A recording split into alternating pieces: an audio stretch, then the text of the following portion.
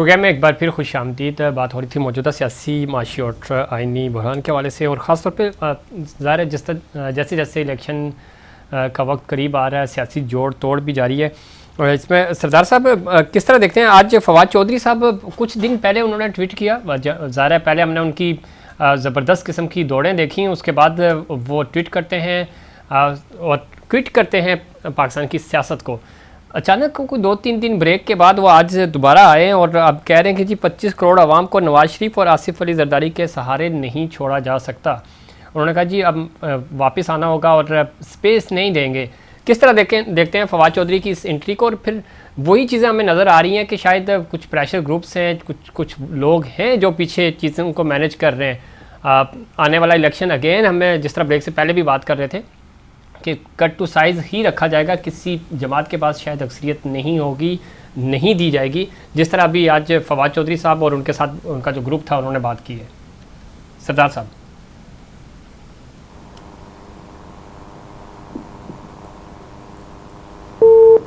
सरदार साहब सुन पा रहे हैं आप मुझे? उस्मान, सवाल आप सुन पाई हैं?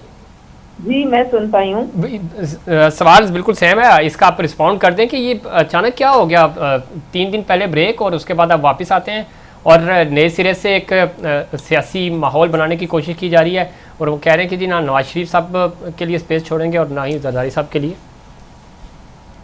मुझे तो समझ नहीं आती, आप लोग फवाद चौधरी की हर बात को इतना सीरियस क्यों लेते हैं? और अब मेरे ख्याल में कोई पार्टी रह नहीं गई पाकिस्तान में जिसमें वो शामिल ना हुए हो, तो अब उनको भी वो एक, आपको पता है वो, अरे उसमें हम कहाँ सीरियस लेते हैं, वो फिर जहाँ से बात आती है तो वो करनी पड़ जाती है ना। नहीं, मकसद है, मैं वही कह रही हूँ कि वो भांत भांत का पानी पी चुके हैं। अब उनको समझ नहीं आ रही कि अब उनका मुस्तकबिल क्या है, अब फ्यूचर में उन्होंने क्या करना है। उन्होंने घर तो नहीं बैठना, तो अब वो हाथ पांव मार रहे हैं कि कोई और उनकी जगह बन जाए, क्योंकि सुना है उनको बाकी जमातों के पास वो गए हैं तो उन्होंने उनको झंडी दिखा दी है। तो अब वो अपना कोई नया कोशिश कर रहे हैं कि मेरा कोई बन जाए सिलसिला, तो करने दें, हाथ पांव मारने दें। देखें जो किसी के साथ वफादारी ना कर सके तो फिर लोग भी जो है कि उनके ऊपर क्या एतमाद करें। तो इसमें तकरीबन को 60-70 पाकिस्तान के इलेक्टेबल्स हैं, आप उंगलियों पे गिन सकते हैं उनको। वो लोग हैं जो हर 2008 हो, 2002 हो, 13 हो, 18 हो और अब 23 में अगर इलेक्शन होते हैं तो वही डंड डालते हैं कि उन्होंने किधर जाना है, किस जमात में पाँव रखना है और पलड़ा भारी कर देते हैं। वो इलेक्टेबल्स तो होते हैं, लेकिन फवाद चौधरी जो है वो कितनी दफा इलेक्ट होके आए हैं? नहीं, फवाद चौधरी तो मेरे ख्याल में वो जहाँ भी जाएंगे तो वो जीत तो नहीं पाएंगे, लेकिन अपने बलबूते पे, हाँ बड़ी पार्टी का टिकट हो तो वो अलग बात है। यही तो चक्कर है, यही तो सारा चक्कर है। तो उन्होंने हर पार्टी में जाके फायदा उठाया है।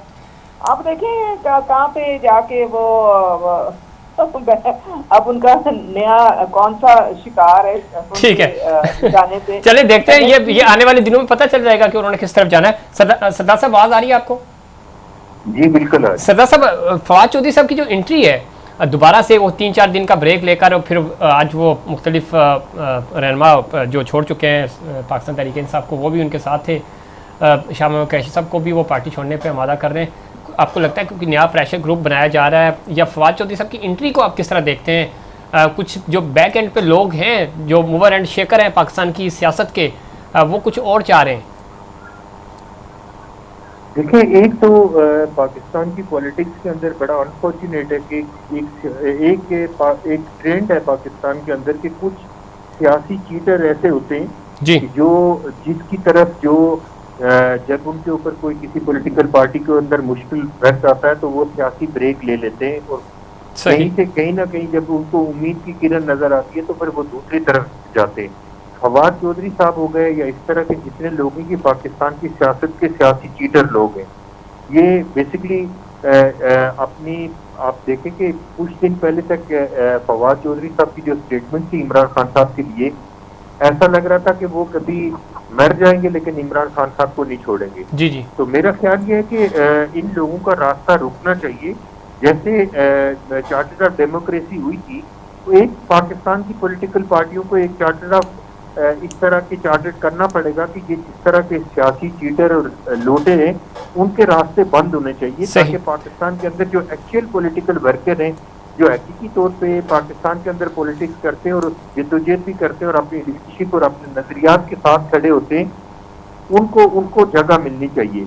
तो मेरा ख्याल यह है कि इनको कहीं ना कहीं से कोई आसरा जरूर मिला होगा कि आप कहीं ना कहीं आप गड्ढे हो, हम आपको ये सरदार साहब, ये जो आपने कहा ना कि इससे आसरा, सरदार साहब आसरे वाली जो बात है, और जाहिर है हमें भी पता है कि ये पीछे बैठ के कौन किसको गाइड कर रहा होता है, किसने किधर जाना है, किसकी हुकूमत आने वाली है, किसको हम लेके आ रहे हैं, तो ये चीज़ें कब ख़त्म होगी। और आपने कहा, बातें तो आप बहुत अच्छी कर रहे हैं, हॉर्स ट्रेडिंग के बारे में भी हमने देखा कि करारदाद लेके आए कि इसके ऊपर कानून साजी होनी चाहिए, फ्लोर क्रॉस नहीं होना चाहिए, लेकिन बदकिस्मती से हमारी सियासत में होता आया है ये सब कुछ, और हो रहा है अभी भी।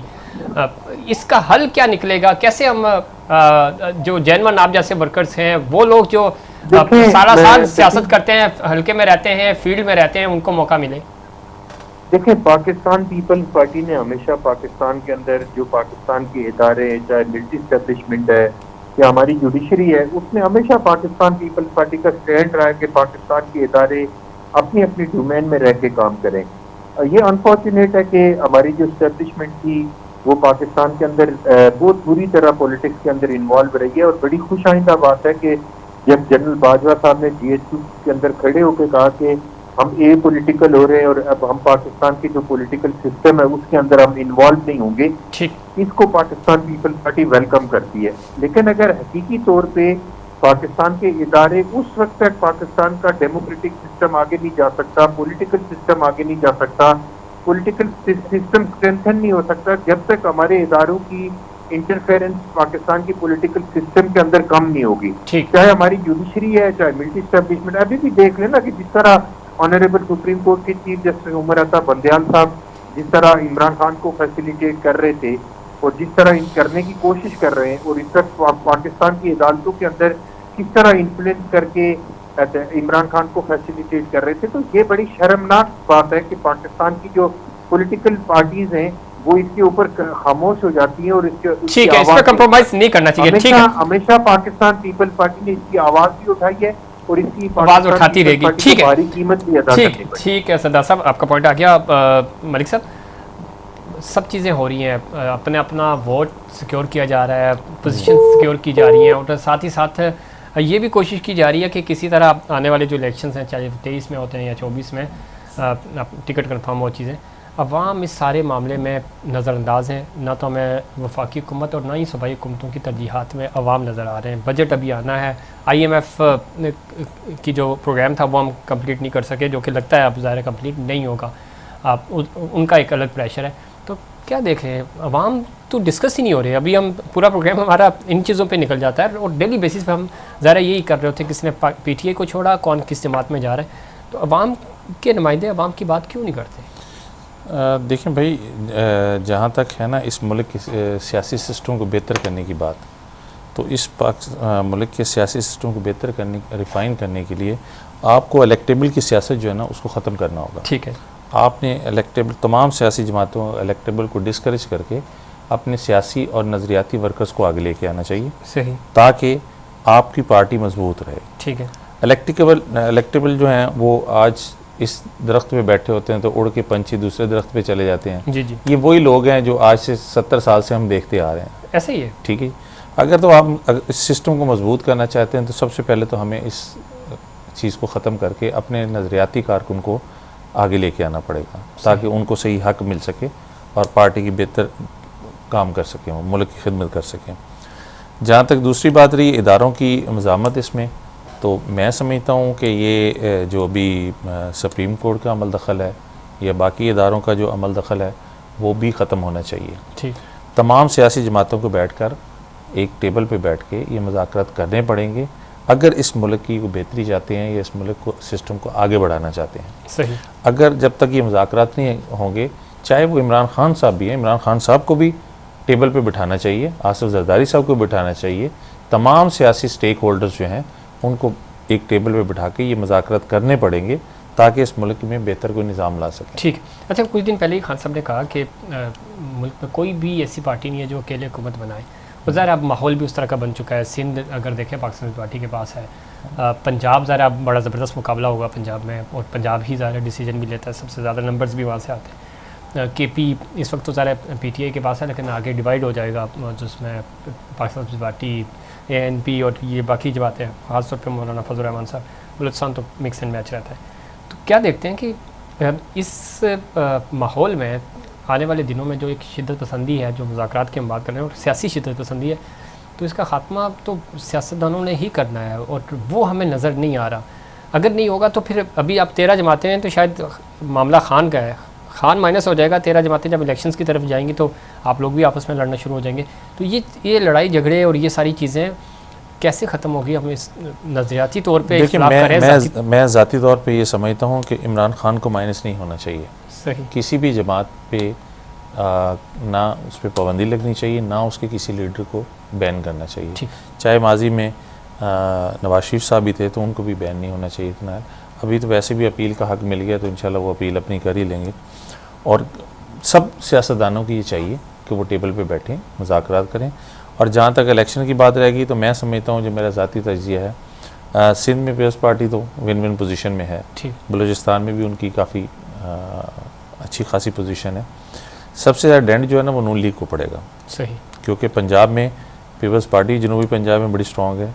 अभी जिस स्पीड से लोग इसमें शामिल हो रहे हैं, इलेक्टेबल शामिल हो रहे हैं, तो डेफिनेटली सेंट्रल में से भी वो अपना हिस्सा लेंगे। ठीक है। और PTI भी वहाँ स्टैंड कर रही है। सही। चाहे इमरान खान को ये माइनस तो कर फिर कल आपकी और नून की लड़ाई फिर दोबारा शुरू हो जाएगी? सर मेरी तो नहीं मतलब पाकिस्तान पीपल्स पार्टी की और नून लीग की। देखें, ये तो मसाके जमहूरियत पे पहले भी जरदारी साहब अमल करते आए हैं। और जरदारी साहब तो मैं समझता हूँ कि इस वक्त तमाम लीडरों से अच्छे इसलिए साबित हो रहे हैं कि वो अपनी जमहूरियत को साथ लेकर चल रहे हैं।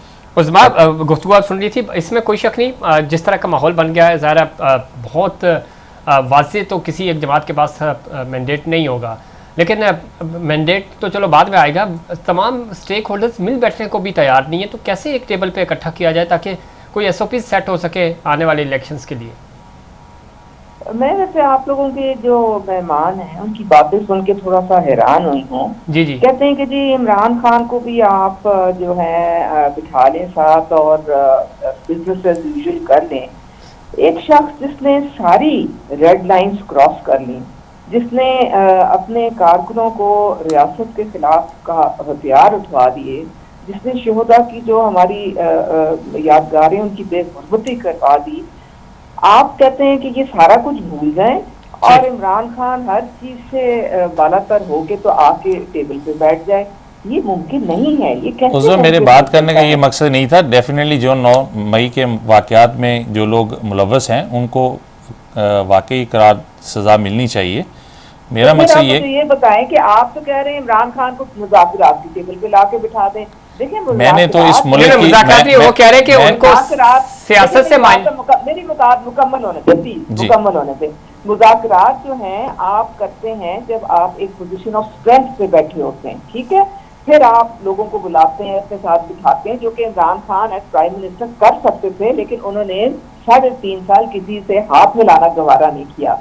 अब इस वक्त वो बिल्कुल जब पोजीशन ऑफ वीकनेस, यानी कि वो उन्होंने अब कानून जो है वो उसके शिकंजे में आ चुके हैं और उन्होंने अपनी केसेस जो हैं वो उनको निपटाना है या जो भी फेस करना है।